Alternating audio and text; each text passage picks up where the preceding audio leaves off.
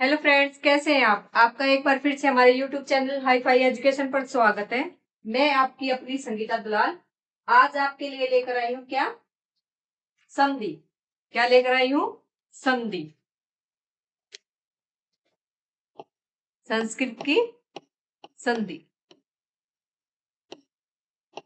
संधि शब्द सम प्लस दा प्लस की से मिलकर बना है। सम प्लस दा प्लस की क्या बन गया? संधि। क्या बन गया? संधि। क्या बन गया? संधि। सम क्या है? उपसर्ग। सम क्या है? उपसर्ग। धा क्या है? धातु। धा क्या है? धातु। और की क्या है? प्रत्यय। की क्या है? प्रत्यय। जो संधि शब्द है वो कैसा शब्द है? स्त्रीलिंग, स्त्रीलिंग या पुल्लिंग? संधि शब्द पुल्लिंग में प्रयुक्त होता है। संधि शब्द पुल्लिंग में प्रयुक्त होता है। किसमें प्रयुक्त होता है संधि शब्द? पुल्लिंग में प्रयुक्त होता है। जैसे की प्रत्यय। जो हमारा की प्रत्यय आपको देखने को मिल रहा है, की प्रत्यय जिस भी, जो की हमारा प्रत्यय है वो जिस भी शब्द में जुड़ेगा, की प्रत्यय जिस भी शब्द में जुड़ेगा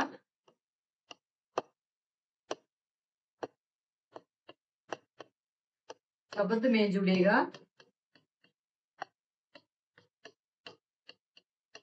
वो क्या होगा? वह शब्द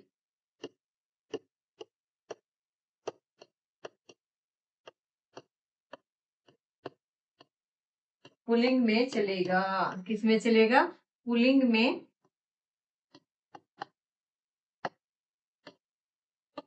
चलेगा। ओके।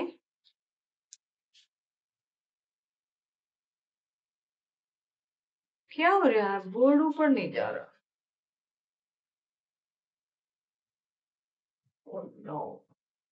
Yes. Yes. अब हम यहां देख रहे हैं एक शब्द निधि। कौन सा शब्द?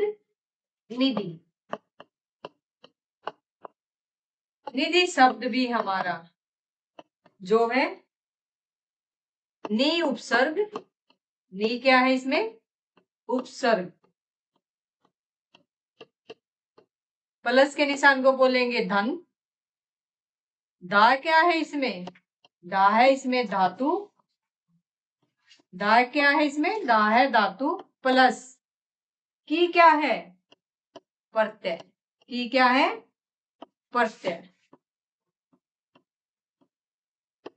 तो निधि शब्द भी जो है हिंदी में, तो हिंदी में होगा ये स्त्रीलिंग। हिंदी भाषा में होगा स्त्रीलिंग। कौन सा लिंग? स्त्रीलिंग। बट जो अपनी संस्कृत भाषा है, कौन सी भाषा? संस्कृत भाषा। संस्कृत भाषा में निधि शब्द किस में प्रयुक्त होगा? पुल्लिंग में। पुल्लिंग। यस। अब हम बात करते हैं परिभाषा की। किसकी? परिभाषा की। परिभाषा। परिभाषा।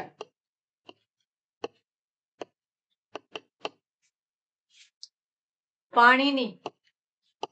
पाणिनि के अनुसार, पाणिनि ने किसकी रचना की?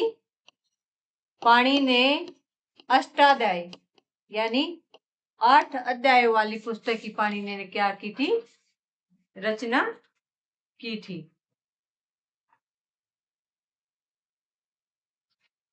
अष्टाध्यायी,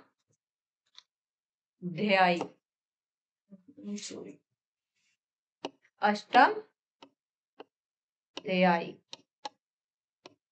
यानी 8 अध्यायों वाली पुस्तक। अगर देखें तो इसमें समास कौन सा हो गया? अष्टाध्यायी, 8 अध्यायों वाली। द्विगु समास, क्योंकि द्विगु समास क्या है? संख्यावाची। क्या है? संख्यावाची समास। पाणिनि ने जो डेफिनेशन दी है संधि की, वो क्या दी है? परे सन्निकर्ष, परे सन्निकर्ष, परे सन्निकर्ष संहिता, परे सन्निकर्ष संहिता, परे सन्निकर्ष संहिता। संधि की वृत्ति क्या है? वृत्ति, वृत्ति।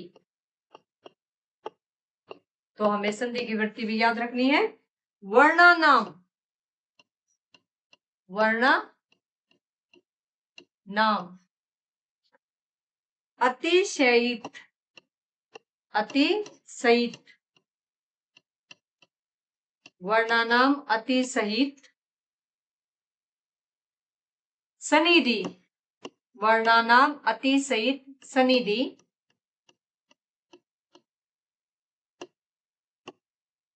सनिधि,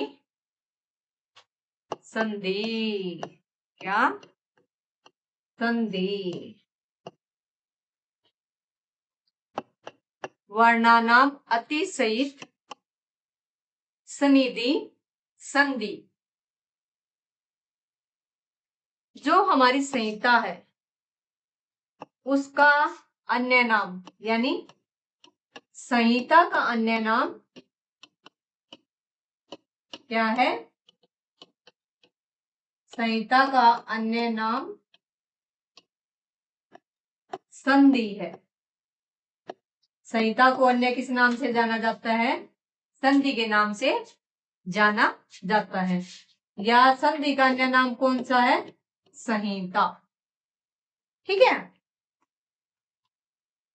अब हम बात करते हैं संधि के कार्य। किसकी बात करते हैं?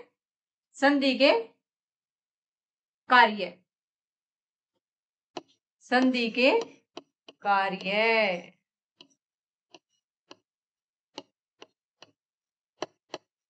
संधि के कार्य। नंबर 1, पहले तो इसको इस तरीके से देख लेते हैं। संधि के कौन कौन से कार्य हैं?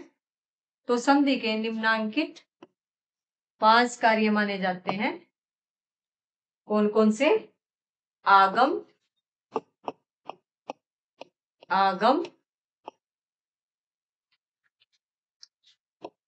नेक्स्ट आदेश, आगमय, आदेश, आदेश है। नेक्स्ट है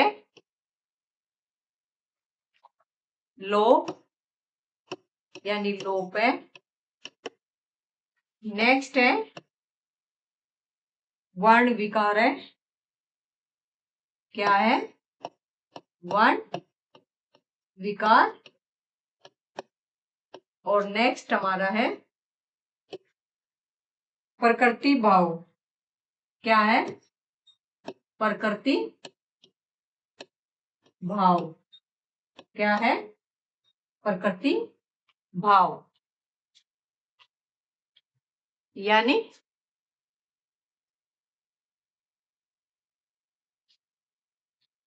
नंबर 1 आगमय, नंबर 2 आदेश है, नंबर 3 लोप, नंबर 4 वर्ण विचार, नंबर 5 प्रकृति भाव। अब हम सबसे पहले आगम के विषय में पढ़ेंगे। किसके विषय में? आगम। किसके विषय में? आगमय। आगमय। आगमय। मित्रवद आगम। क्या? मित्रवद आगम। मित्रवद आगमय। मित्रवद आगमय यानी मित्रवद प्लस आगमय। तो क्या बन गया? मित्रवद आगमय। दो वर्णों के मध्य दो वर्णों के मध्य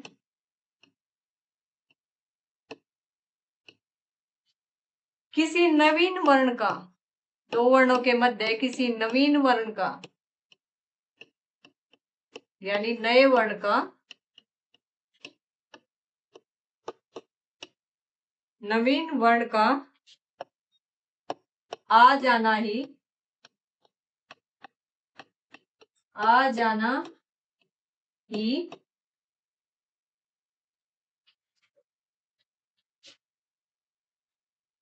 आगम कहलाता है। आ जाना क्या कहलाता है? आगम। लाइक दैट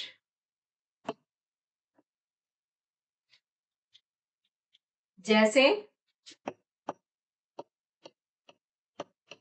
फॉर एग्जाम्पल वृक्ष प्लस छाया। वृक्ष प्लस छाया क्या बन गया? वृक्ष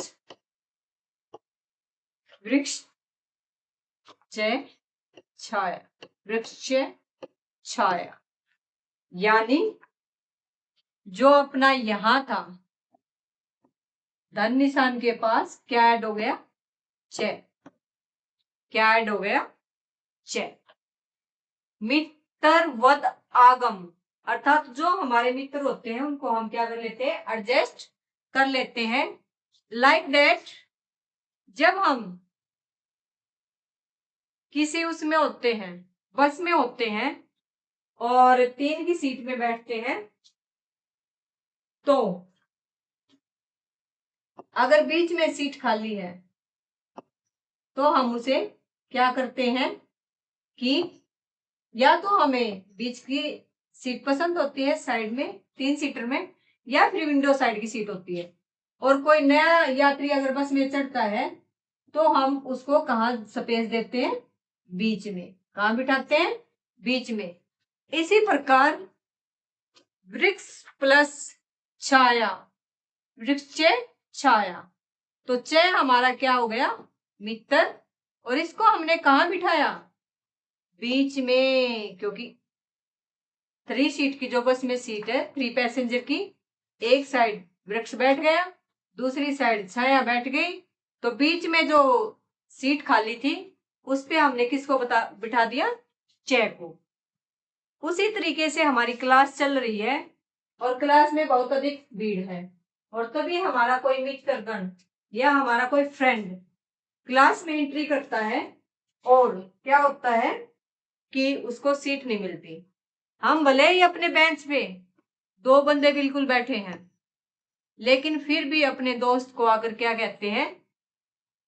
उसको बेंच पर सीट दे ही देते हैं। अब हम सबको बेंच के कॉर्नर पर बैठना पसंद होता है।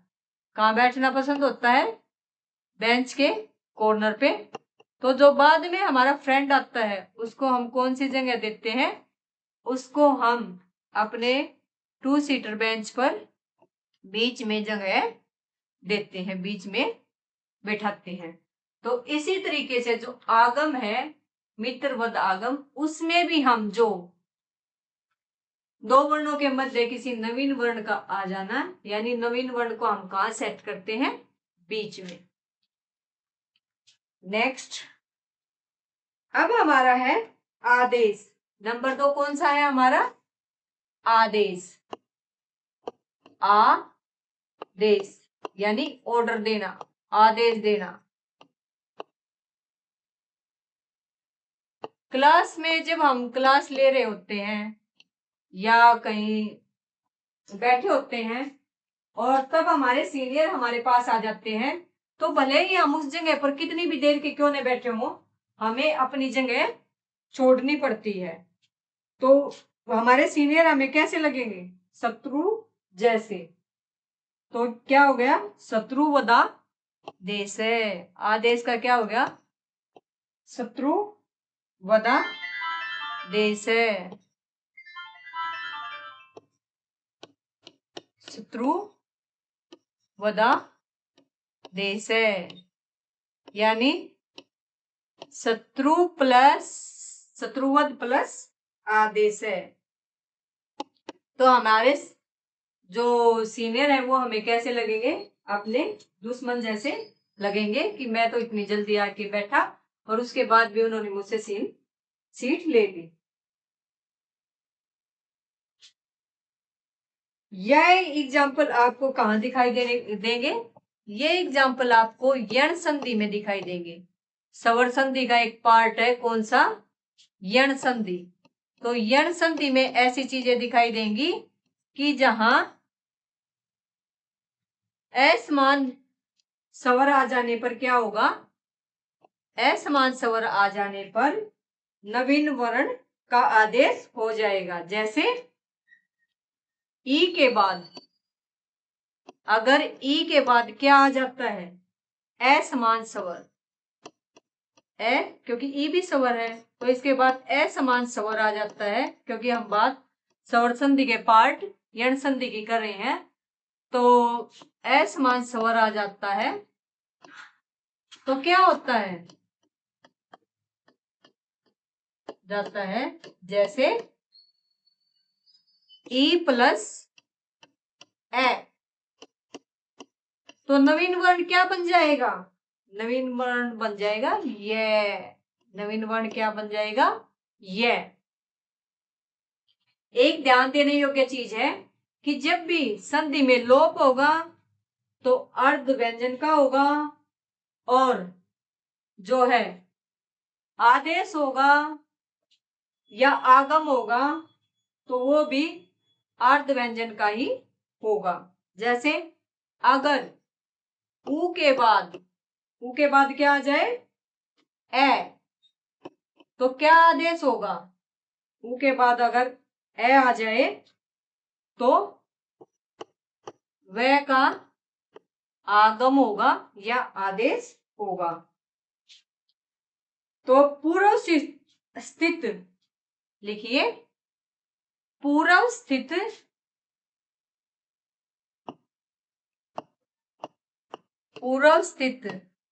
शत्रुवध आदेश में क्या होगा? यानी आदेश में क्या होगा? पूर्व स्थित किसी वर्ण के स्थान पर, पूर्व स्थित किसी वर्ण के स्थान पर, वर्ण के स्थान पर नवीन वर्ण का आ जाना, पूर्व स्थित किसी वर्ण के स्थान पर नवीन वर्ण का आ जाना,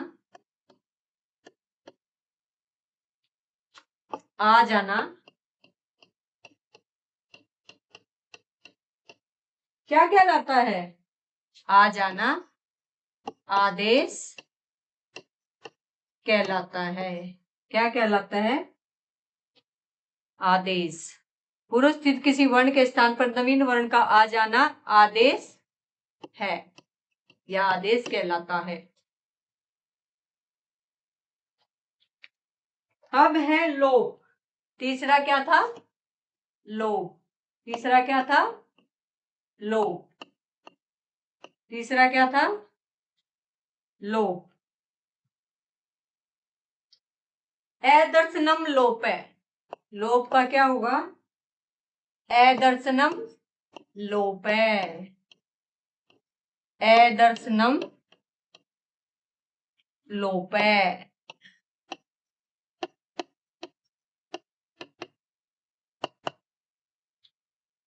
यानी जो है संज्ञा सूत्र, इसको संज्ञा सूत्र में ऐसा आपको देखने को मिलेगा। पूर्व स्थित किसी वर्ण को, पूर्व स्थित किसी वर्ण को, पूर्व स्थित किसी वर्ण को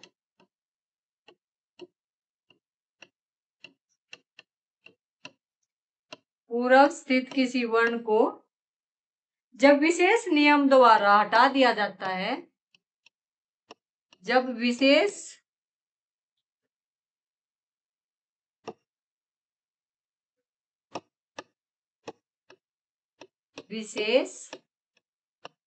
नियम द्वारा हटा दिया जाता है,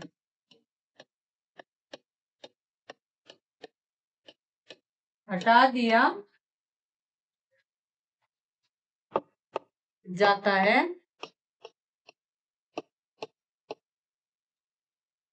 तो उस हटे हुए वर्ण की, तो उस हटे हुए वर्ण की, तो उस हटे हुए वर्ण की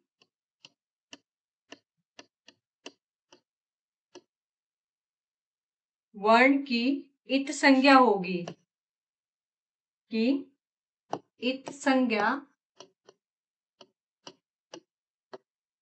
होगी। क्या होगी? इत संज्ञा। एवं तस्य लोप से, एवं तस्य लोप से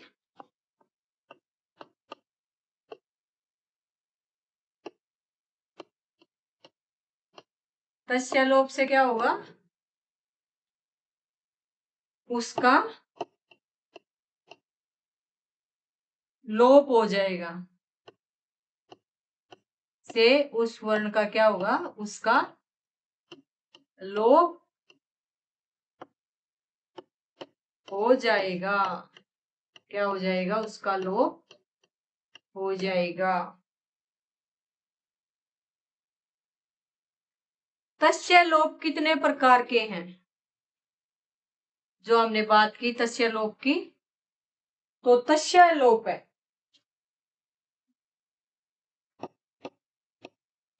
तस्य लोप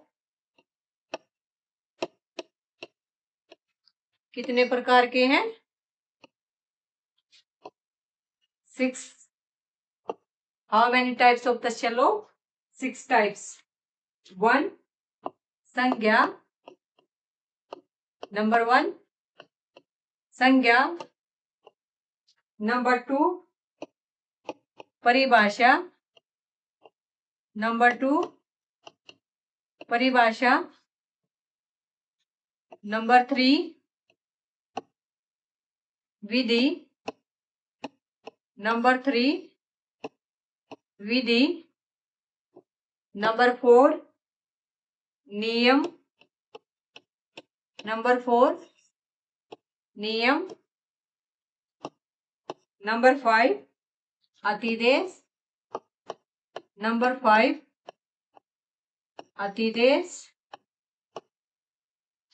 नंबर 6 अधिकार,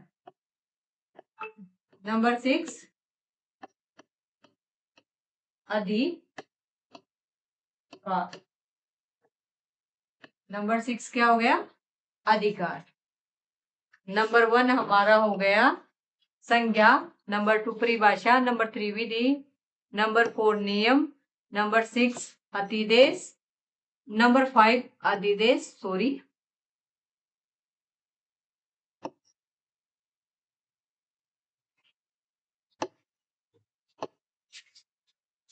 नंबर 5 हमारा था अतिदेश और नंबर 6 हमारा है अधिकार। तो तस्य लोप कितने प्रकार के हैं? तस्य लोप 6 प्रकार के।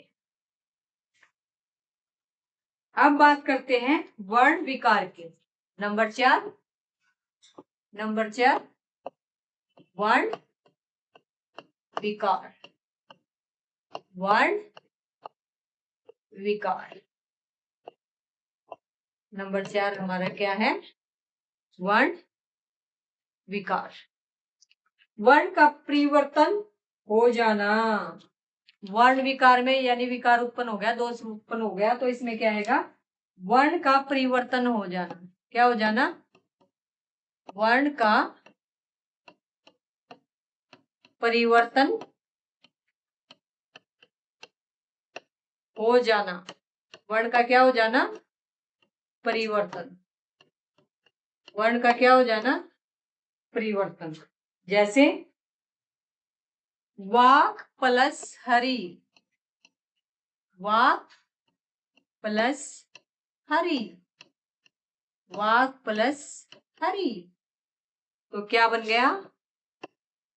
वाघ हरी। क्या बन गया? वाघ हरी। क्या बन गया?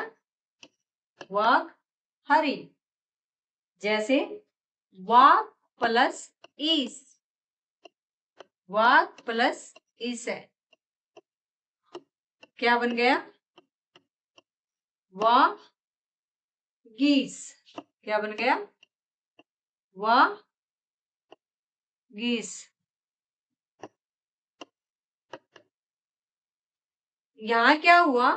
यहां जो हमारा व्यंजन संधि का, किसका? व्यंजन संधि का।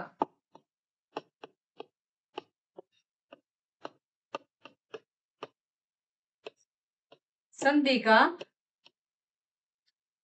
जस्तव, कौन सा नियम लागू हुआ है? जस्तव। इसमें क्या होता है कि जो किसी भी वर्ग का, यानी वर्ग कौन से हैं? जो हमारे स्पर्श व्यंजन है। कौन से व्यंजन? स्पर्श व्यंजन। कौन से व्यंजन? स्पर्श व्यंजन। ये हमारे कहां से कहां तक है? ये हमारे क से लेकर मैं तक है। क से लेकर मैं तक। तो जैसे क वर्ग, फिर च वर्ग, फिर ट वर्ग, फिर त वर्ग, और उसके बाद आता है प वर्ग। तो ये नियम हमारा क्या कहता है? जैसे व्यंजन हम लिख ही देते हैं यहाँ, ताकि हमें आगे चलकर सुविधा रहे। जैसे क, ख,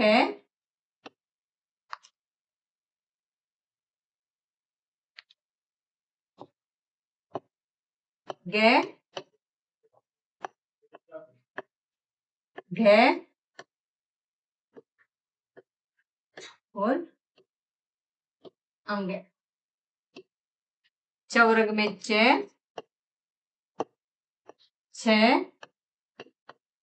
ज, ज और आएंगे। इन सब के बाद आपको हलंत लिखना मिलेगा, क्योंकि हमारे व्यंजन हमेशा क्या होते हैं? अर्ध होते हैं। ट वर्ग में ट, ठ, ड,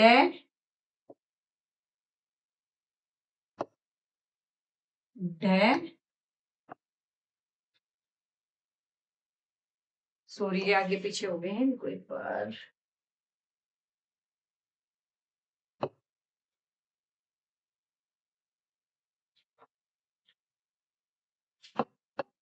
ठ, ठ,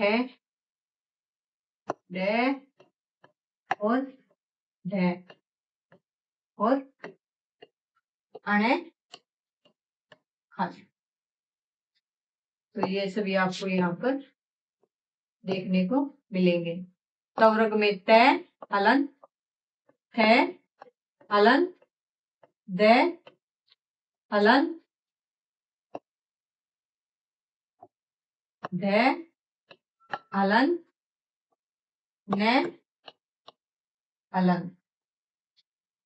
पवर्ग में प हलन, प हलन, व हलन, भ हलन, और मैं हलन। तो इस तरीके से कै से मैल तक अपने कौन से होते हैं?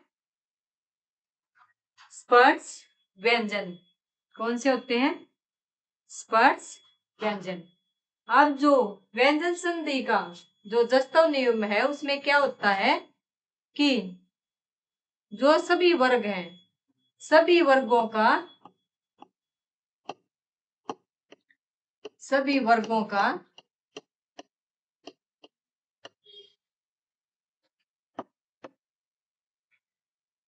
फर्स्ट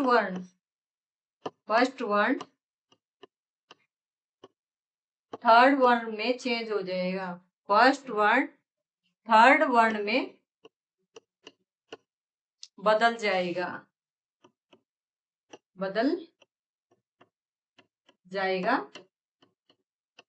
जैसे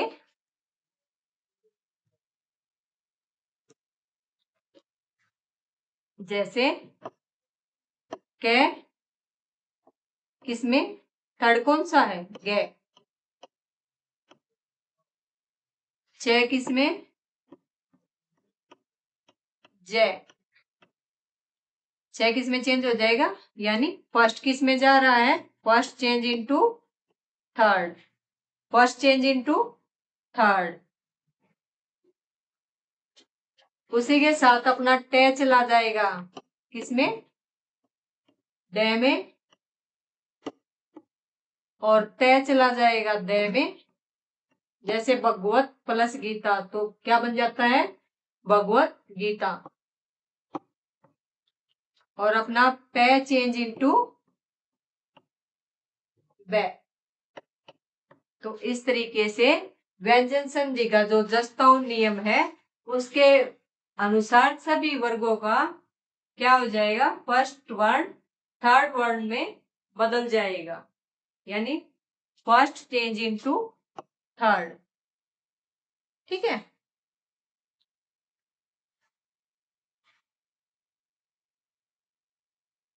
नेक्स्ट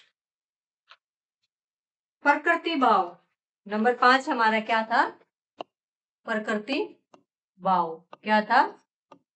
प्रकृति भाव।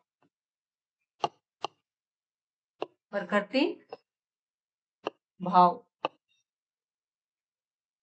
तो इसमें क्या होता है? प्रकृति भाव में संधि सतलों पर भी संधि नहीं होगी, यानी जहां पर संधि होनी चाहिए वहां भी संधि नहीं होगी। संधि सतलों पर भी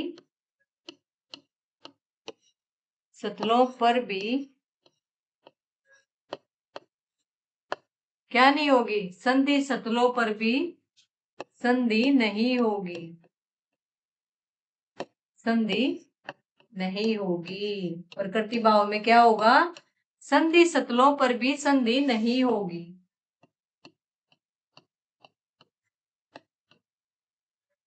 जैसे अभी प्लस ईशा, अभी प्लस क्या हो गया?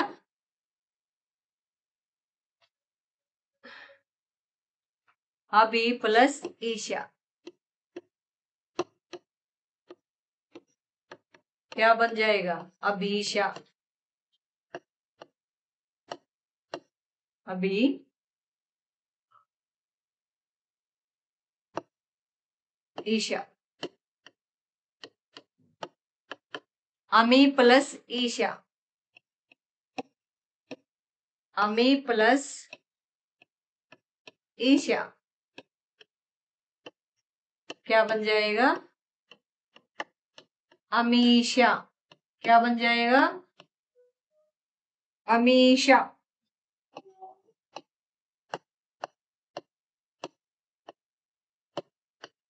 अमीशा।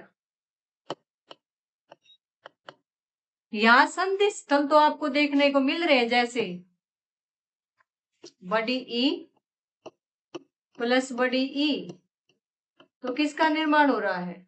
बड़ी ई का। यहां भी आपको दिखाई दे रहे हैं दोनों जगह बड़ी ई प्लस बड़ी ई, लेकिन वो किसका एग्जाम्पल है? दीर्घ संधि का। अगर बड़ी ई प्लस बड़ी ई मिल जाएगा तो दीर्घ संधि बन जाएगा।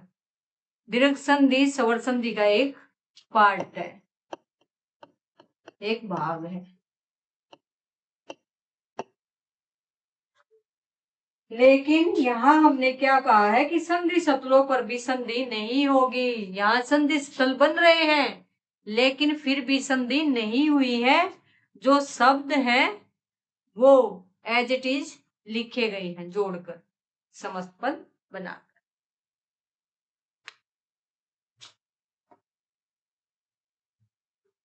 अब है संधि के भेद। क्या है?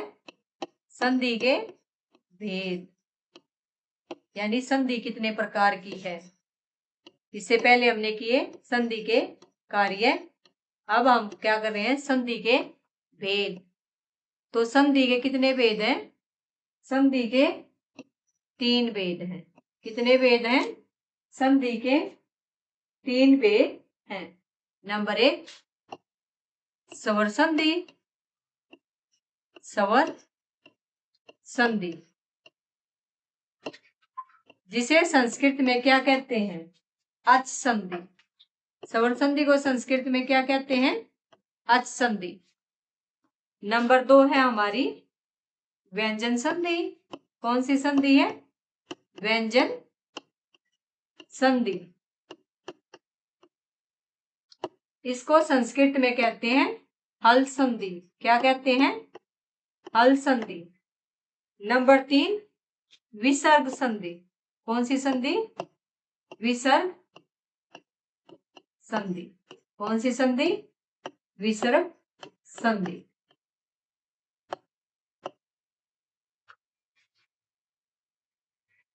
संधि के कितने भेद थे? संधि के 3 भेद थे।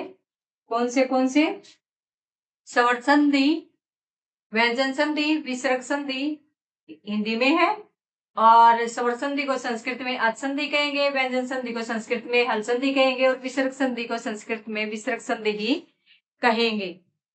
अब हम बात करते हैं पाणिनि ने संधि के कितने भेद बताए हैं। पाणिनि ने किसकी रचना की थी? अष्टाध्यायी की। पाणिनि ने संधि के 3 भेद बताए हैं। कितने भेद बताए हैं?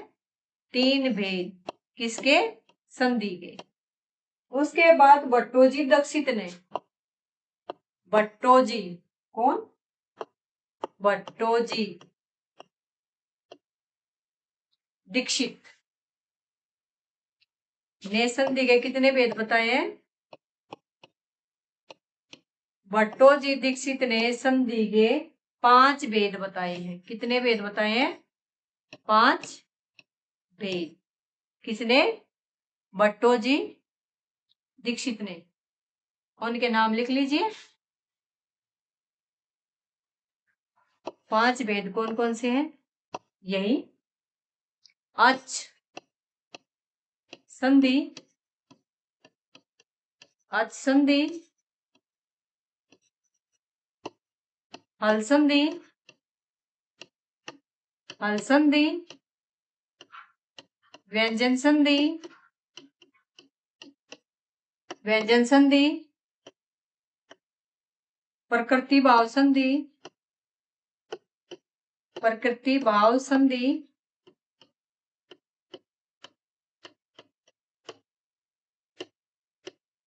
नंबर 5 स्वादि संधि। स्वादि संधि, स्वादि संधि। तो हमें भट्टोजी दीक्षित के 5 भेद नहीं पढ़ने, हमें पाणिनि द्वारा दिए गए 3 भेद ही पढ़ने हैं। स्वर संधि। अब हम बात करते हैं स्वर संधि की। किस संधि की? स्वर संधि। यानी संधि के भेद में पहली जो हमारी संधि थी वो कौन सी थी? स्वर संधि। तो सवरस्य सताने सौर आदेश है स्वर संधि। सौरस्य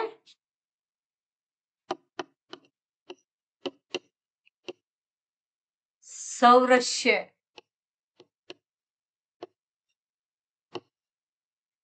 स्थाने, सौरस्य स्थाने सौरादेशे, सौरस्य स्थाने सौरादेशे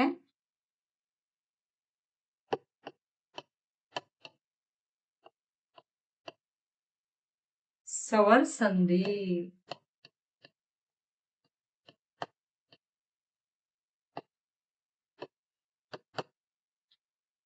सौरस्य स्थाने सौरादेशे सवर संधि, यानी सवर के बाद, सवर के बाद जब सवर आ जाए तो क्या होगा? सवर संधि होगी। जैसे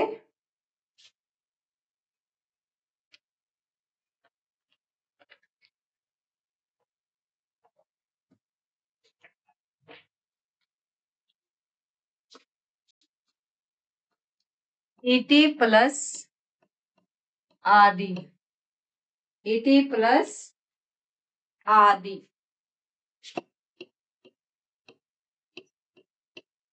क्या बन गया? इत्यादि। क्या बन गया? इत्यादि।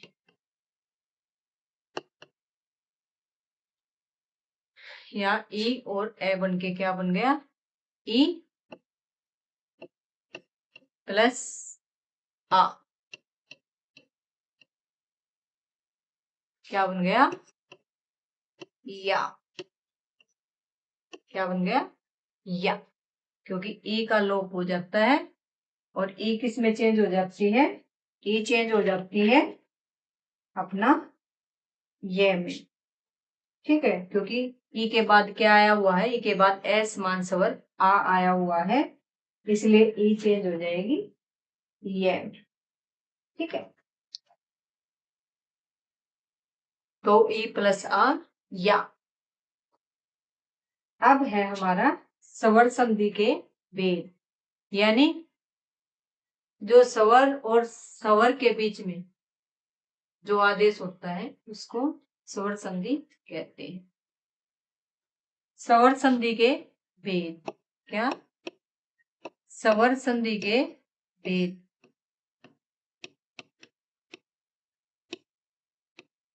स्वर संधि के भेद। स्वर संधि के संस्कृत में 8 भेद हैं और स्वर संधि के हिंदी में 5 भेद हैं। तो कौन से हैं? यण, नंबर 1 यण संधि, नंबर 2 गुण संधि, नंबर 3 क्या है? अयादि संधि,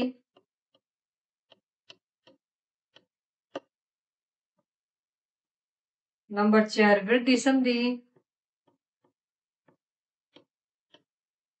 नंबर 5 दीर्घ संधि, नंबर 6 पूर्व रूप, नंबर 7 पर रूप संधि,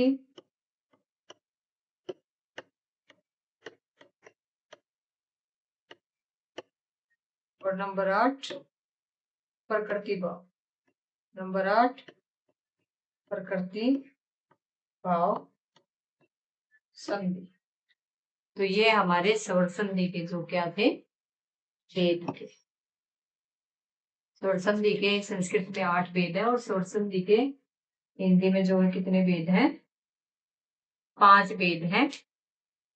तो कल से हम यण संधि जो स्वर संधि का एक भाग है उसको स्टार्ट करेंगे। प्लीज मेरे चैनल को लाइक कीजिए, शेयर कीजिए और सब्सक्राइब करना मत भूलिए। धन्यवाद।